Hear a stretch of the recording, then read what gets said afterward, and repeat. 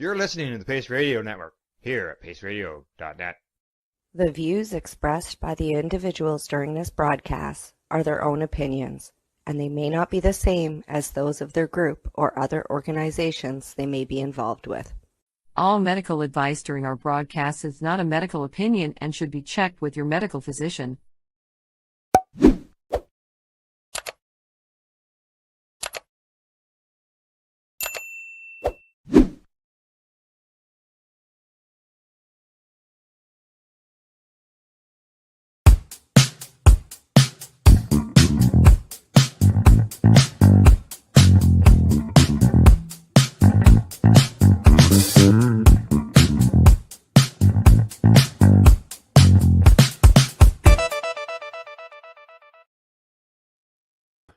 Good day and welcome to the Mushie Moment for Tuesday, December 23rd, 2025, as we're coming up on the end of the year and Christmas.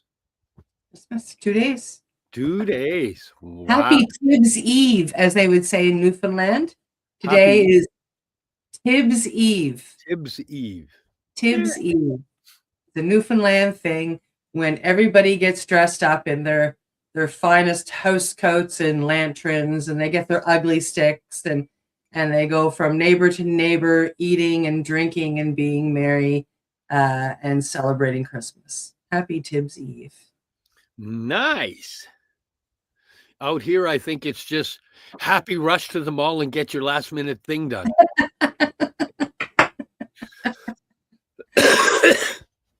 Oh, are y'all ready for Christmas? I have a few things to wrap, but besides that, yeah, I'm fairly ready. I think the only thing I'm wrapping this for this Christmas is the end of this year. I'm wrapping her up. Done. Oh man, been busy. It's been a little bit of a busy time period, eh? Mm-hmm. Yeah, been going crazy. And but I mean, like, this is just a busy time of year. Everybody's out and about, and I mean, after Christmas for about a month, it'll be the same way. People, I mean, again, it all has to do with shopping. People with the returns or with the gift cards and going out shopping, hitting Boxing Day specials, and it's going to be crazy. And you mean Boxing Month specials? And I think they started about 2 weeks ago. So yes, they did. Month and a half specials. There was the crossover of Black Friday specials and boxing specials. So yeah. Not that there's a lot of marketing done this time of year. No, they're already heading into marketing for Valentine's Day. As he's trying to grab some product and go, but if you need any last minute products, you can go to buy. I know. I'm like, these products help with, finding your calm and peace in amongst all of this mayhem.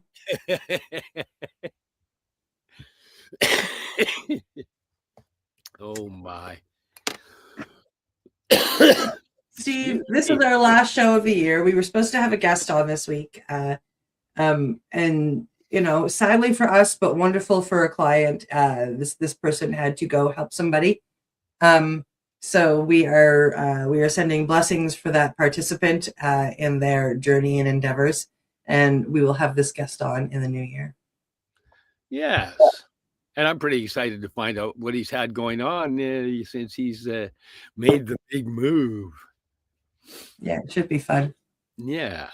Yeah, so we found some things that we were interested in chatting about it and decided to chat about.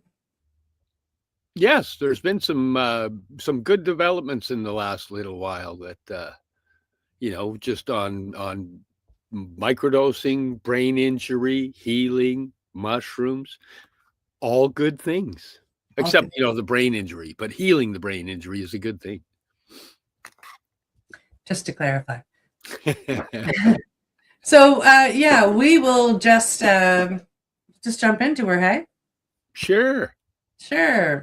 Okay, well, coming to us from, where are we? Fox 12, Oregon. Portland study shows that psilocybin may reverse traumatic brain injury effects. A first of its kind experiment conducted in Portland found that psilocybin can reverse the effects of traumatic brain injuries, according to researchers. Portland, Oregon, KPTV. A first of its kind experiment conducted in Portland found that psilocybin can reverse the effects of traumatic brain injuries, according to researchers. MMA fighters from around the world came to Portland in April, and researchers took baseline measurements of their vitals and scanned their brains to see how they react to different stimuli. The fighters were then given doses of psilocybin, commonly known as magic mushrooms.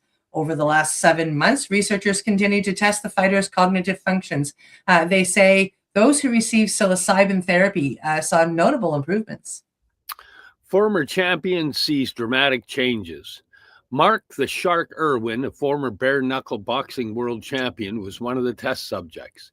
After years of fighting in the ring, he noticed a lot of problems stemming from TBIs were popping up. I was struggling with symptoms of traumatic brain injuries, including mental and emotional issues, depression, anxiety, brain fog, memory loss. I was in a dark place, Irwin said. By November, Irwin said he felt like a new man. Postseason, my overall levels of anxiety and depression were much, much lower, as well as improved concentration and focus. I attribute a lot of that to the therapy, he said. Brain scans show measurable improvements. Before and after brain scans showed the improvements in test subjects. Irwin's scans revealed changes in his brain structure. Yeah, we are seeing a lessening of the asymmetry of my prefrontal cortex of my brain, he said. Daniel Carcillo, founder of Experience Onward and a former NHL player, explained the significance of the brain scan results. Where it was once hard to be focused and attentive because the brain is not communicating properly after the ceremony, we saw that was aligned again, Carcillo said.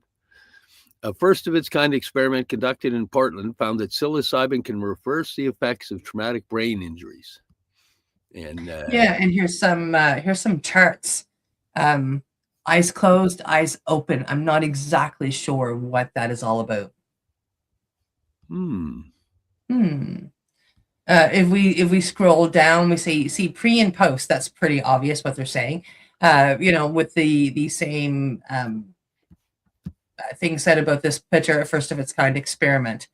During the ceremony, test subjects like Irwin were given a dose of psilocybin and then were guided through a 4-hour group therapy session. And the next day, their brains were scanned again, and you're seeing the before and after in this visual.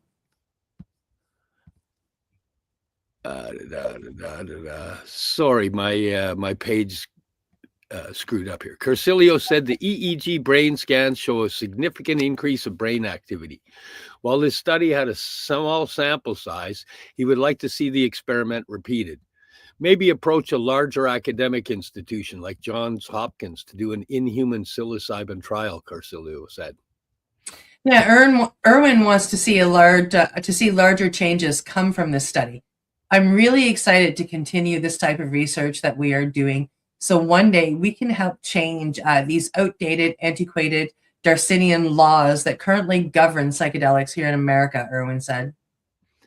The experiment was a partnership between Carcillo's Psilocybin Treatment Center Experience Onward and the nonprofit Athletes Journey Home. They plan to continue to offer this type of treatment to athletes with TBIs and are hopeful this study will encourage more people to try psilocybin therapy. And I have to say, as a person that suffered concussions, it's been life-changing for me.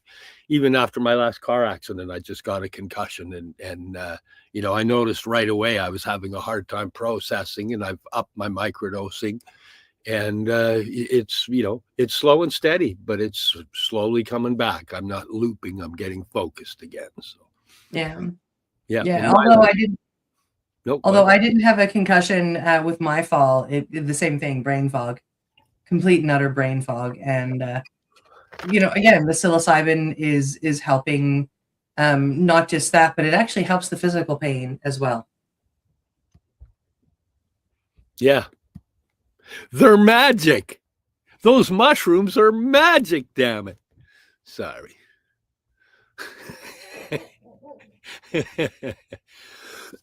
I can't resist the opportunity for a bad grandpa joke.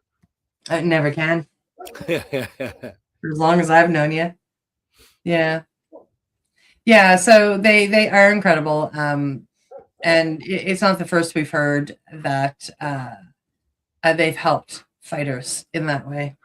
No, and there's been like this we just got the one article, but there's a few different articles out about it, and they're really they're making big advancements in proving that it makes the differences. Some of the brain scan stuff that you see in a lot of the ones I've been looking at, they show the pre, and they're actually showing where the brain waves or how they're focusing, and it's quite linear, etc. And then they show the after scan of after they've been microdosing, and there's so many more pathways open and energy movement within the brain.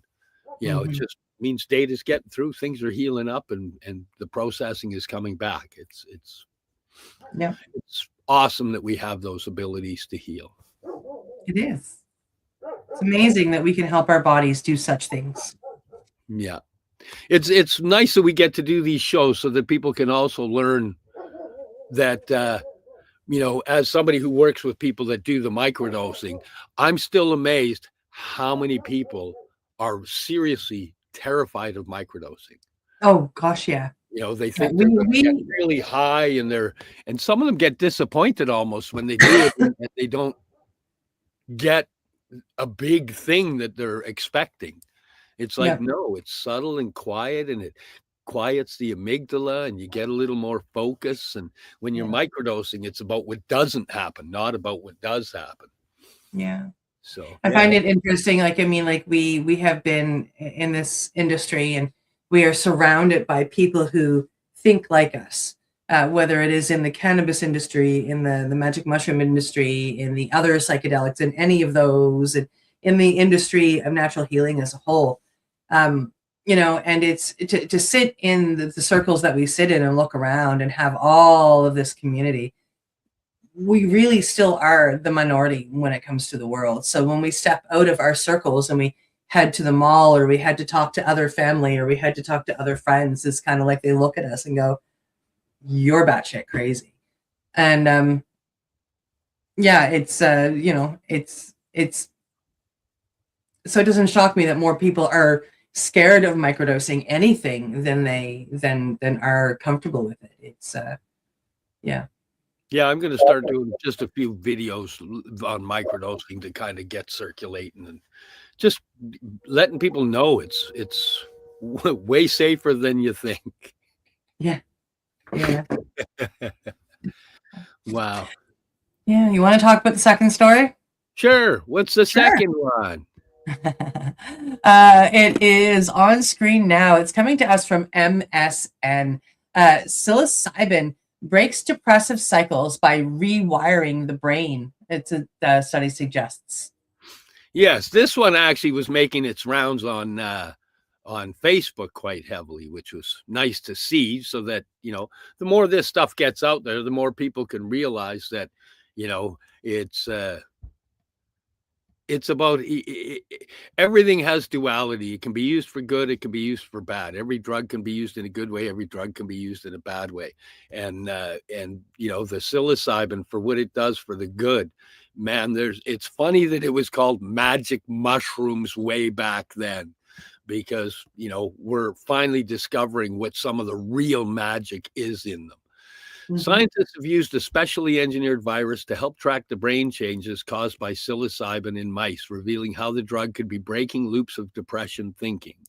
This may explain why psilocybin keeps showing positive results for people with depression in clinical trials. Remuneration is one of the main points for depression, where people have this unhealthy focus and they keep dwelling on the same negative thoughts. Says Cornell University biomedical engineer Alex Kwan. By reducing some of these feedback loops, our findings are consistent with the interpretation that psilocybin may rewire the brain to break or at least weaken that cycle. Depression is a leading global cause of disability, with more than 300 million people impacted by the mood disorder. Many people find current treatments have challenging side effects or do not work for them at all. So there is an ongoing search for alternative solutions such as psilocybin. Yeah, derived initially from magic mushrooms, psilocybin is a hallucinogenic compound that is being investigated for its anti-inflammatory properties, in addition to its potential as an antidepressant. In 2021, Kwan's laboratory showed that psilocybin reshapes brain connections. Finding these changes could last for a long time. But why some neurons grew more connections while others reduced them was still a mystery. In their new In their new study led by biomedical engineer Wan Jing, the researchers took a close look at which brain circuits were being rewired and how using an engineered rabies virus to track changes in brain connections. And how using interesting. In its natural form, the rabies virus spreads through neurons, jumping across synapses. Yeah. Here, we use the rabies virus to read out the connectivity in the brain, explains Kwan. The virus trailed paths of fluorescent proteins through the mouse brains. Mice received a single dose of psilocybin or placebo, and then 1 day later, the virus. 1 week later, the researchers compared the viral trails. Scans revealed areas of the brain associated with sensory processing became more connected with the part of the brain that takes action. What's more, connections within the cortex, where negative thought feedback loops take place in humans, were reduced. Yang and team also found that brain activity seemed to direct where psilocybin rewiring occurs, opening the prospect of using methods like magnetic stimulation to modulate targeted neural activity. Of course, these findings still need to be confirmed in humans, as not all findings from research in mice translate across the species. That part in here where it says they found that brain activity seems to direct where psilocybin rewiring occurs. That particular aspect is actually why in some of the microdoses that I created, there's nootropics and brain calmers, things to get you focused and calm, so that you'll utilize your brain and get the brain to find the damaged areas, because as it finds the damaged areas, if it has the psilocybin and other nootropics, it can repair them. So that's one of the reasons my stuff has it in there, is just to get you so you will focus and use your brain that way to find those damaged areas. The results would explain some of the results human observation studies and one of the most compelling ideas about how psychedelics work. Our study hints at an exciting avenue for future research to combine neuromodulation with psychedelics to precisely target and rewire specific circuits, the researchers conclude. Interesting. Okay. Yeah, that's I love that I love that they're finally releasing the science to prove what the people like us that have been using the products and getting these advancements and these repairs and the healing happening. You know, we found they work. Now they're showing why and proving that they do, and it's a beautiful thing. Because I gotta say, this stuff has changed my life incredibly. I think the only thing I don't like is that they're trying to make a chemical version of everything, and some it just doesn't work for. We need to stick with the whole plant or the whole mushroom or the whole whatever, depending on what it is. I have yet to try 4-ACO-DMT, which is the synthetic magic mushroom. That's the synthetic psilocin. Although I'm curious to try it. And I have heard pretty okay, reviews on using that compared to the magic mushroom. So I'm curious to see what it is. And I'm also curious to follow it scientifically and see if it has any negative side effects, as a lot of chemicals usually do. I haven't done much research on that one, so I haven't. I don't really have much I can add in there. I haven't done any. Yeah, I don't know a lot about it. I know that there was a trial going on here in Windsor, Nova Scotia, and they did 2 trials. And in the first one, they used true magic mushrooms, and in the second one, they used synthetic 4-ACO-DMT, so pure psilocin made in a lab. And I'm the same as you. I don't know a whole heck of a lot about it. I just know that one is meant to be like I say, like it's lab born psilocin. I've heard some reviews from different people, and I know that it's a new thing too. So it's a matter of having to watch it and see what its long-term effects could be. Yeah. As long as they're doing the research, that's all that matters. If they're doing the research, then the data comes, and then people can make their choices on where they want to go. And not every avenue works for every person. Everybody has to walk whichever pathway is the one that appears in front of them. So 100%. Wow. Oh. Yeah. Magic mushrooms. Who'd have thunk, eh? Well, I know I know there were quite a few people who did. Thankfully. I'll bet you Maria Sabina had no idea what she was starting when she, showed Gordon Wasson what happens with magic mushrooms. No, it's she is the godmother of the movement. Maybe not necessarily completely willingly, but that is who she is, and we all love her. Yeah, another person who was walking her pathway and had no idea what the universe had on that pathway for her. And it's sad that she passed away in a time when the recognition wasn't as positive as it is now. No, because of course a lot of the lineage people, protectors, really were quite upset with her for sharing what she shared. But she has been a large part in helping the world heal. And when we get to that point that we have the majority of people healing in this way versus the minority, she's going to be revered as a pioneer by many more people. And I look forward to her being held in that respect in the history books someday, not just our history books. Yeah, in the history books. Yeah. Wow. Yeah. But this brings us to a really great time. Hey, is it time to take a break and give our sponsors a little bit of airtime as well? Thank you to our sponsors for allowing us to have this program here. And we'll be right back after this short break, so hang out. You're listening to the Pace Radio Network here at paceradio.net.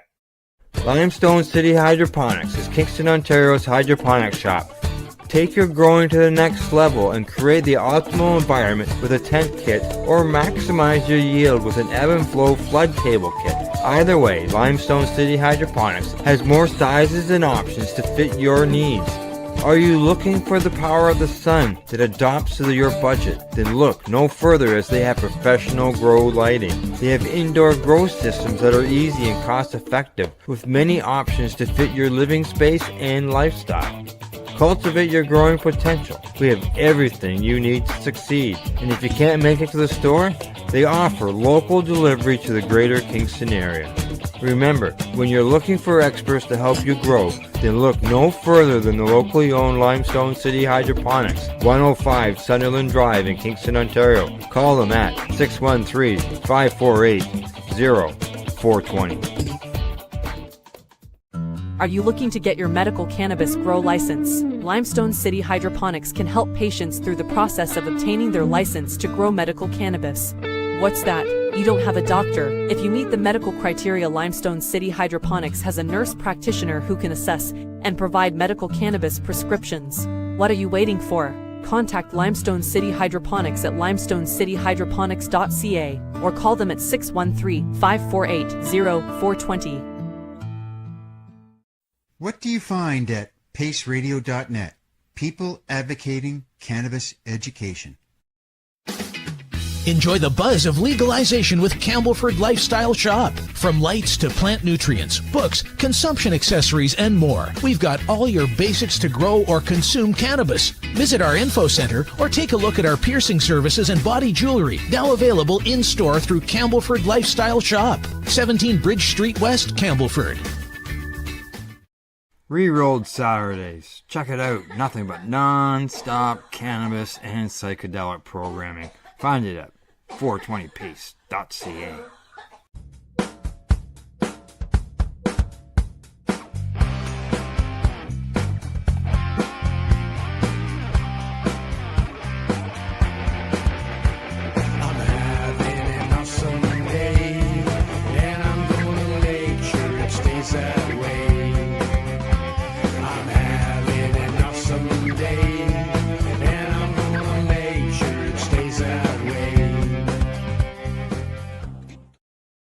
You're listening to the Pace Radio Network here at paceradio.net. Welcome back to the Mushie Moment on December 23rd, 2025. Just a couple days before Christmas. Wow. Okay. And we are, it's not just our last show of the year, we are the station's last show of the year. Wow. Yeah. Da-da-da-da. It's funny, this little tail keeps coming up in front of you. He finally jumped down, decided to give my knees a little break. Yeah. Wow. Coming up on the end of Did this year go by really freaking fast for you? Like, it just seems like yeah, it's 2024. Hi, it's 2020. Hey, we're welcoming 2026. Yeah. Yeah, it seems like it was like last month we were doing the sign off for last year. Wow. And here it is, the end of this year already. Yeah. And it's been a busy year for both of us. I've ended up, getting more education with different medicines. You continue to help people fight disease, and not just humans, but dogs and cats, and the work you do out there. I mean, you are, and I've been out there to visit him, folks, so I know exactly what he does. I go out to visit him. If I'm out there for a week, I'm lucky if I get like an hour's worth of actual visiting, because it's constantly, we got to go help this person, got to get to help that person, got to make this, got to make that. And this is not a complaint. I'm just telling you how busy this man is out there helping people in BC and, across Canada too, because you ship your products Canada wide. I carry some of them down here. You send some down to Mexico to a friend who helps some people down there. So, you are doing what you can to help people fight, both mental disease or dis-ease or issues or injuries, as well as cancer and other physical ailments. And so we're just two very busy people. And it's awesome. It's awesome helping people and watching people heal. It's one thing that needs to be noted is all we are is help. We're help with tools, and they're tools we've gathered on our pathway. And because sometimes people give a thank you to you and they go, oh, thank you for healing me, or thank you for, and it's like, no. If you're healing, it's you healing you, and you doing the work, and you picking up the tools that other people provide or that you find on your journey. And always have to be quick to correct people that, like, you're welcome, but you're welcome for the correct thing. You're welcome for showing you the tool. Make sure you look in the mirror and thank yourself for picking it up and learning how to use it and doing the actual work that needs to be done. Yeah. And I'm only showing the tool. Yeah, it's like, thank you for doing the work, because you're going to teach other people that healing is possible as well. 100%. And, it's such a beautiful journey. It really is. It's funny because it's a roller coaster ride, because there's times you're completely overwhelmed, and then there's times you're in your own life and overwhelmed by your own life. And then there's times where things are glorious in your own life and you're healing and it's going great. And then you're helping other people and it's glorious and it's great. And then there's that big roller coaster ride. Whoa, we're coming down for another crash. Whoa. It's an awesome journey. And when you look back, I know we discussed it last week. When you look back, it's wow, I never saw myself on this pathway here when I was way back there. Just one step at a time, and focus. One of the things that I amaze myself with is one of my memories when I came out of that first Iboga 5-MeO retreat that I went to, and I had the feeling that this was the path that I was meant to take. And then I did a little bit more work before making sure that this was the path I was on. And then I said, okay, I'm going for it. And at that point in time, I said, you know what? If I can be serving by the time I'm 55, I will have considered, this endeavor a success. And I turned 55 September of 2026, and I've been serving for just over a year. So that to me speaks volumes in, like this is where I am meant to be. And one of the people that helped me get there was you. I mean, amongst all the other people I reached out to, and and all you guys did was send me tools. And it's an honor to turn around and do that. But the only reason I state my age and all that stuff is just to show you, I surpassed my goals by almost 2 years. So if this person who if this recovered addict, trauma informed human can go from that to this, anybody can.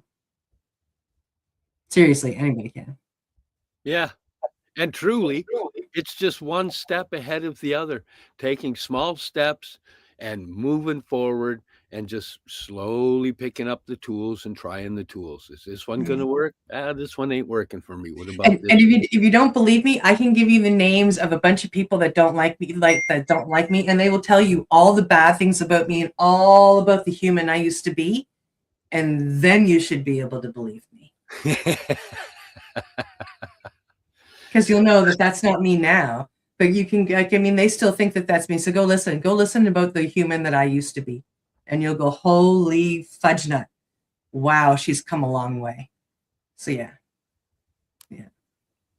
Yeah. You know what? That's and that's beautiful. I'm so glad I said that out loud, because it just came to me as I was saying it.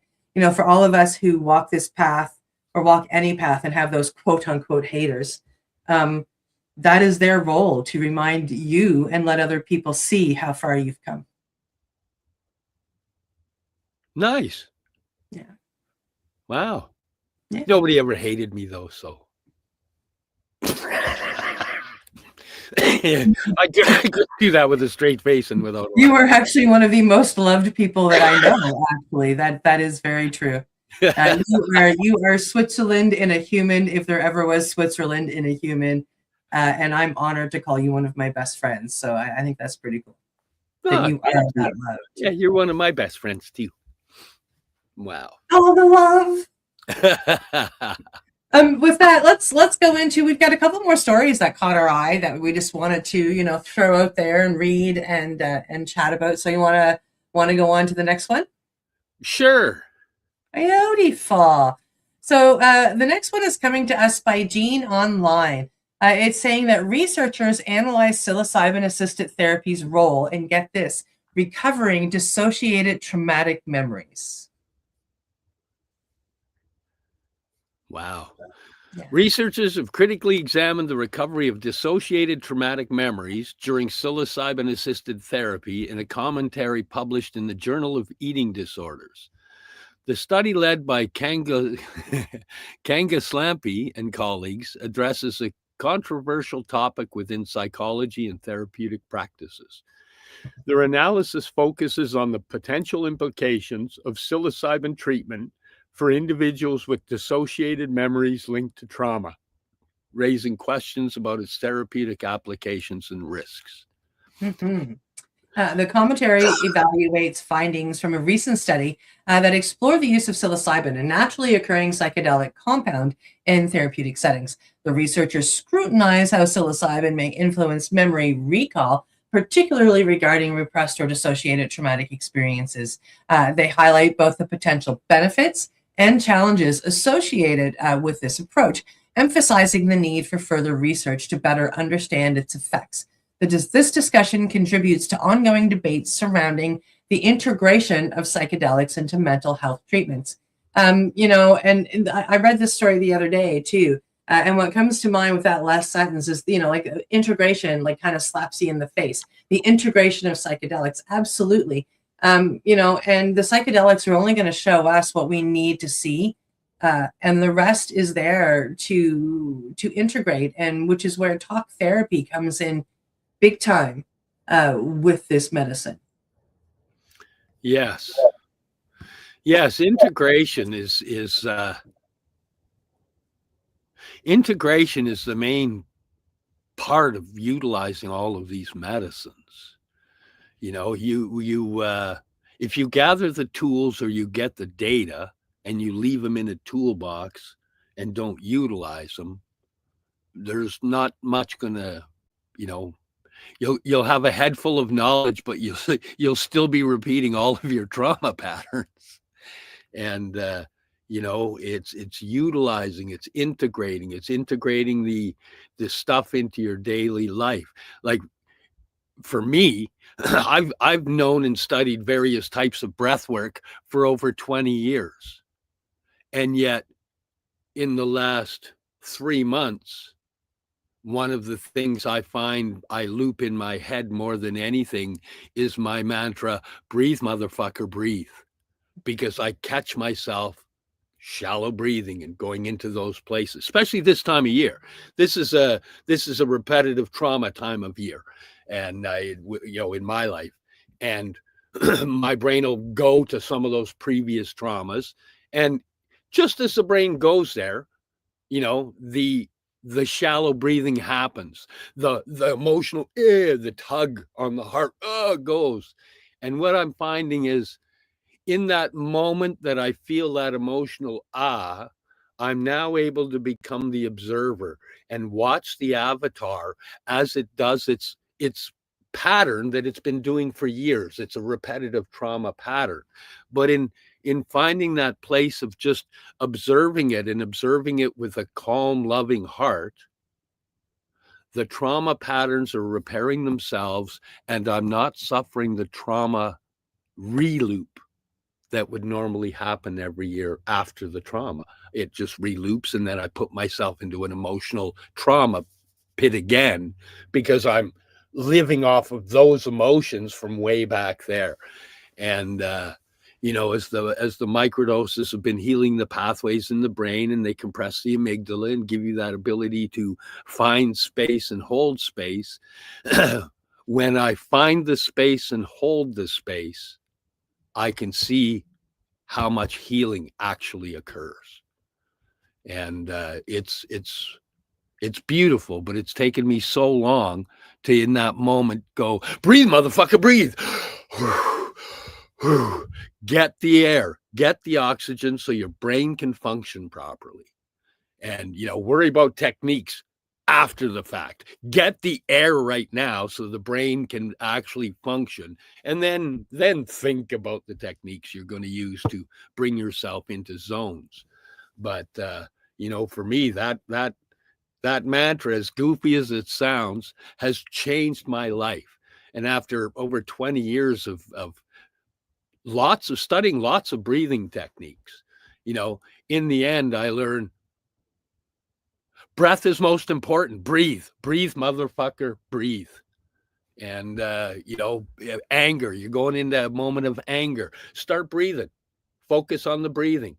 You can't be focused on the anger and the breathing. So if you focus on the breathing, the anger's got to sit back, right? Say just any emotional context like that. If you focus on the breathing, the emotional context kind of has to hold back a little. If you focus on the emotional context, especially if it's in a negative emotional context, man, you can go so deep down some shitty rabbit holes and, tunnels of darkness. It's like, no way, man. That's where I was 5 years ago when I learned about microdosing and created microdoses and started microdosing. I don't want anybody to be there. That's a shitty place to be. And I have to say that, the microdosing tools, watching them grow over the last 5 years and watching, honestly, I don't even care that there's a bunch of people out there creating microdoses just to make money. Because there's lots of people just trying to jump on a bandwagon and make money. Go ahead. It doesn't matter. The people that require the healing are going to find the healing, and they'll find the right pathways, and every little bit of safe supply that helps people heal is an absolute. It's a good supply. Yeah. I agree.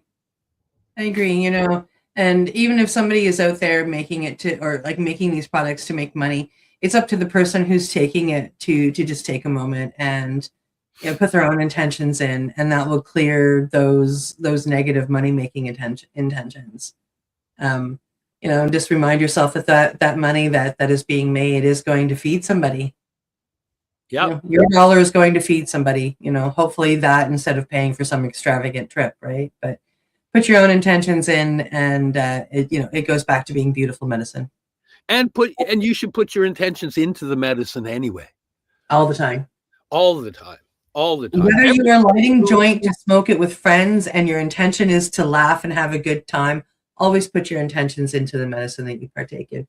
And your medicine is your food as well. That's why, you know, that's the whole point of prayer ahead of a meal. Like, I mean, you know, it's not necessarily praying. It's just putting intention of like, I'm going to nourish my body, and I am so grateful for that. Yes. And when you go to the Professor, I can never remember his name, the gentleman that did the water and the rice experiments with just strictly energy on the water and energy on the rice, and negative energy, the rice rotted, and the water, when frozen, made fucked up distorted crystals, and the rice that was given the loving energy and the positive energy stayed white and good. It didn't get moldy at all and they were both from the same batch of rice, and the water crystals all come out symmetrical and beautiful.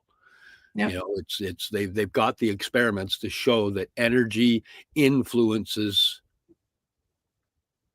reality. Oh yeah, I like the experiments that a lot of elementary schools do with two plants, and they teach the kids to talk nice to this plant and talk mean to this plant, and otherwise everything for those two plants is identical. And then they get to watch what happens to the plants over the year, and the one that's talked nasty to usually dies, and the one that is praised is blooming and beautiful. So I love that experiment. I think that's really cool. Yeah. Yeah, and then when you see it in the plant, you go, "Wow, what if that's a person?" Yeah.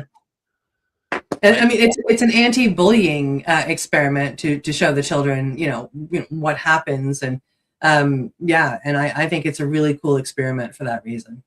So if that plant happens to be carrots, which carrot do you want to eat? Yeah. Right? If it's food plants, you go, "Oh, look at the difference that my love and intention put into this food." You're putting it into your body. That's when they talk about epigenetics, above your genetics. You know, put your energy into the stuff and it will help your genetics. Your energy programs your genetics. Anyways, that's enough of my babbling. We do have one more story, so why don't we get into that? Sure, let's do it. Wow, why not? Let's do it. Coming to us from Leafy.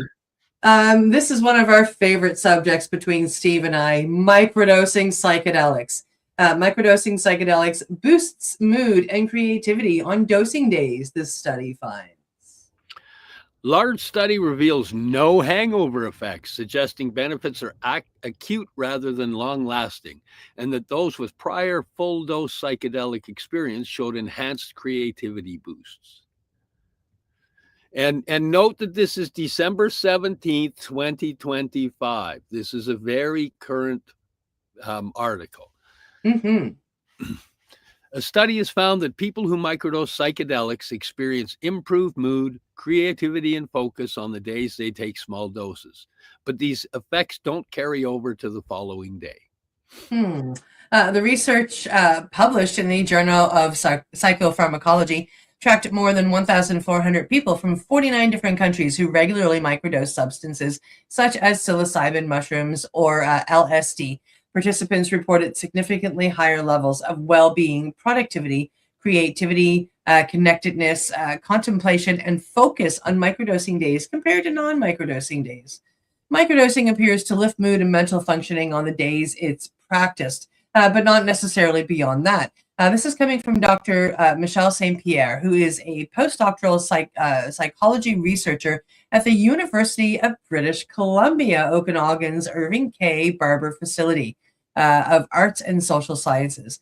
She led the study. These findings help clarify when and how microdosing effects are felt.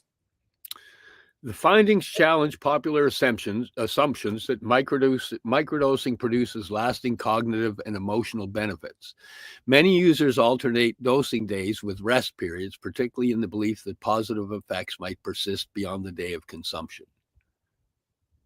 Using data from the microdose.me project, described as the world's largest international daily diary study of real-world microdosing, researchers asked 1,435 participants each morning whether they had microdosed and how they felt across 6 key variables. The study used multi-level modeling to identify statistically significant differences across all 6 areas on dosing days. Well-being showed the strongest improvement, followed by connectedness, focus, contemplation, productivity, and creativity. Most doses vary from 1/10 to 1/20th of a recreational dose, which is 1/10 to 1/20th of a gram, Dr. St. Pierre explained. Typical practices alternate varying proportions of non-dosing days to limit the rapid tolerance that can develop with so-called classic psychedelics such as psilocybin and LSD. The research team examined whether effects varied across different groups, including by gender, mental health history, substance type, and whether the participants had previously taken larger psychedelic doses. Results remained consistent across nearly all categories. The only notable difference emerged among people with a history of taking full dose of psychedelics, who showed slightly higher increases in creativity on microdosing days. Dr. St. Pierre suggested this pattern might indicate that microdosing could reactivate or build upon effects from previous full dose experiences, though she emphasized the interpretation remains speculative. We need future research designated or designed specifically to test whether microdosing can amplify or extend the impacts of larger dose psychedelic experiences, she added. These studies prospective design, tracking experiences in real time rather than relying on retrospective recall, helps reduce memory bias that can affect self-reported data. However, Dr. St. Pierre cautioned that as an observational study, the research cannot definitively separate genuine pharmacology effects from expectation or placebo effects. While interest in microdosing has grown rapidly, scientific research has only emerged over the past 15 years, she noted. This means popular use has outpaced the scientific support to back it up. The findings add to a growing body of research examining microdosing's potential effects on well-being and cognitive performance. Previous studies have produced mixed results, with some controlled trials finding little difference between psychedelic microdoses and placebo, while others have identified mood improvements. And I think where part of this stuff kind of gets lost is with microdosing. My experience is it's a slow and steady thing. And people are expecting quicker, faster things. So like in that study, they go, well, it shows that on the day that it's being used, it does this, and then it doesn't carry over to the next day. But if you're a person that lives in trauma pattern thinking, which is looking at the negative, and you're microdosing, the microdosing slowly changes your pattern. So you start to see positive and you start to see things in a different way. They heal up pathways over the brain over, not instantly, but over slower periods of time. There's things getting repaired. And for myself, I found that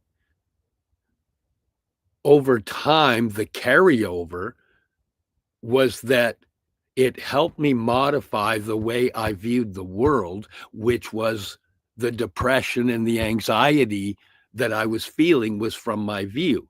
So as I microdosed and it compressed the amygdala and it started to heal pathways and things went, as I move forward, I'm not seeing big differences in the beginning, but as I get forward, I can look back and see how many big differences have actually occurred. The carryover factor, it may not be physically doing what it does when it's in, but because it can train you to modify your behavior or give you the ability to modify where your brain goes over a long time. For me, it's been massive. You know, I've been doing periods where I won't microdose for a week just to see where I'm sitting, and I'm all I have is thank yous, because 5 years ago, man, you know, when I started the microdosing, if I wasn't microdosing, I felt those negative vibrations. But now, you know, with the tools that have come along on the pathway and the healing that's happened in the brain and that ability to find that space to breathe, life is completely different. Sorry, I took over and started babbling again. Yeah, listen, I'm used to it. I've known you for the last 5 years, so I can't say enough about it, right? Once in a while, Steve says to me, he goes, you know, I gotta let you talk sometimes. Like, yeah. And then he starts talking again, and, you know, and then there we are. Okay, you got about 5 minutes. Go.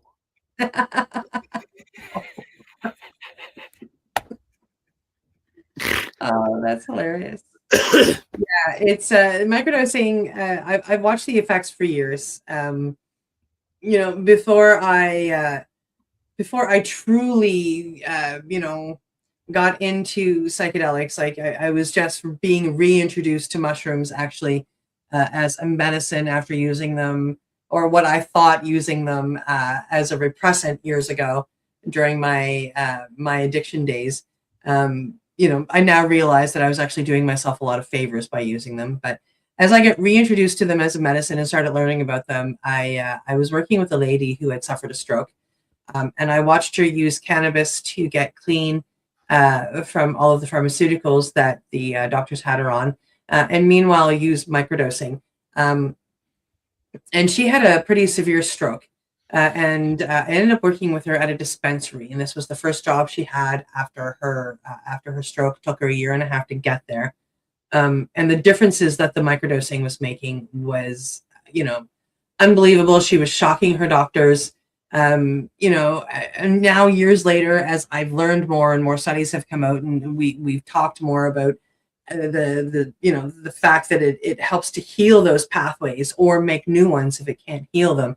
I always think back to this woman and the proof that I worked with, you know, watching her going from being able, like, having half use of the one side to, by the time we weren't working, like, you know, one of us was leaving the employment. She was, you know, had, like, I'd say 95% use back. And that was within 6 months. Very greatly attributed, yes, to some physiotherapy and working, but, you know, like, it's fixing those pathways in the brain that gave her the full ability to speak again, and the full ability to, you know, use her eye, and, you know, it gave her back so much that, you know, like, might not have been given back to her that quickly, at least, without it. I have to say the same thing. I'm helping people right now, and you know, there's people, I'm helping some people that were in addiction or in recovery and have been in recovery for a few years, and, you know, we're on quite a few meds and struggling with some of them because they're SSRIs and they're modifying serotonin, and, you know, they don't work for everybody, and some of them don't work really good long term for people. And I've had some people that have, you know, come to me about microdosing, and really it's about finding the dose for the person. But once you find that dose and they get onto the program, life changing. Like, seriously, I've been hugged with tears by some very big, strong men that, you know, would scare the hell out of a lot of people. because they used to be scary guys. And now, now they're healing and their hearts are changing and they just give thank you and tears, and they're not scared to let the tears out anymore. They realize that that's part of the healing. Sometimes you got to let that stuff out. If everything is energy, those tears are a suppressed energy that you're not letting out. Suppressed energy, at some point, it's going to explode, or it's going to rot something. So, you need to let that stuff out. But watching the changes that are happening, and having these people just, hug me and give thanks. It's all, I give the hugs and the thanks back to the universe. It's thank you for allowing me to see in other ways the proof that it's doing and helping and making the changes. And then, in my life, I can see it because none of those people would have reached out to me if they knew me 6 years ago. Yeah. What was a beautiful full circle moment for me the other day, and I think I told you about this. Combo is definitely a medicine that has been, since I've learned it and been given permission to serve, it's been stepping up. I've had a number of clientele come to me, which has just been absolutely amazing. I've enjoyed every moment. And I got my first quote unquote word of mouth. So like it was somebody that heard from me through somebody else. Like, like there's absolutely no connections except for one participant. And, when I first got into this medicine, I put the call out to the universe that I wanted to help other people like me, people that have suffered in a certain way and have fought through addiction and are trying to claw their way back. And the person the universe sent to me as my first referral client was exactly that. And I'm a little emotional even thinking about it. For me, that it's just another one of those signs that the universe says, okay, this is what you wanted, girl. I agree with you, so let's make it happen. Yeah, it's pretty awesome, eh? Yeah, you're the right person to look up and you go, look how much faith the universe has in me. You might have a little more faith in me than I do, but hey, I'm going to try and step up. Yeah. Yeah. So I also find it interesting that when I first decided I wanted to get into being of service, my main mentor being Gareth and his partner Blair, like my main mentors, I guess, said, like we see you serving combo, and I hadn't even done combo at that point in time, and I find it quite comical that the medicine that seems to be taking off by itself, knock on wood, is the one that they predicted so long ago. Wow. Isn't that funny? Yeah. That's awesome. Yeah, the frog is very strong for me. Yeah. But with that, oh, look at that. We've actually talked through the hour. Wow. All right. Well, hey, everybody out there. Have yourself an awesome holiday season, and Merry Christmas, Happy Hanukkah, whatever it is you're celebrating out there. And we'll see you coming in. When is our next show? Because there's like holidays happening. Oh, let me go to a calendar and see. So the station is opening up. We will be back on January 6th. Nice. Well, we hope to see you all on January 6th for another episode of the Mushie Moment with Rev Cindy and Steve. Bye. Merry Christmas. Merry Christmas. You're listening to the Pace Radio Network here at paceradio.net. The opinions of the individuals during this broadcast are their own, and may not be the opinions of their group or other organizations they may be involved with. All medical advice during our broadcast is not a medical opinion and should be checked with your medical physician. Enjoy the buzz of legalization with Campbellford Lifestyle Shop. From lights to plant nutrients, books, consumption accessories, and more, we've got all your basics to grow or consume cannabis. Visit our info center or take a look at our piercing services and body jewelry, now available in-store through Campbellford Lifestyle Shop, 17 Bridge Street West, Campbellford. Limestone City Hydroponics is Kingston, Ontario's hydroponics shop. Take your growing to the next level and create the optimal environment with a tent kit, or maximize your yield with an ebb and flow flood table kit. Either way, Limestone City Hydroponics has more sizes and options to fit your needs. Are you looking for the power of the sun that adapts to your budget? Then look no further, as they have professional grow lighting. They have indoor grow systems that are easy and cost effective, with many options to fit your living space and lifestyle. Cultivate your growing potential. We have everything you need to succeed. And if you can't make it to the store, they offer local delivery to the greater Kingston area. Remember, when you're looking for experts to help you grow, then look no further than the locally owned Limestone City Hydroponics, 105 Sunderland Drive in Kingston, Ontario. Call them at 613-548-0420. We are people advocating cannabis education here at paceradio.net.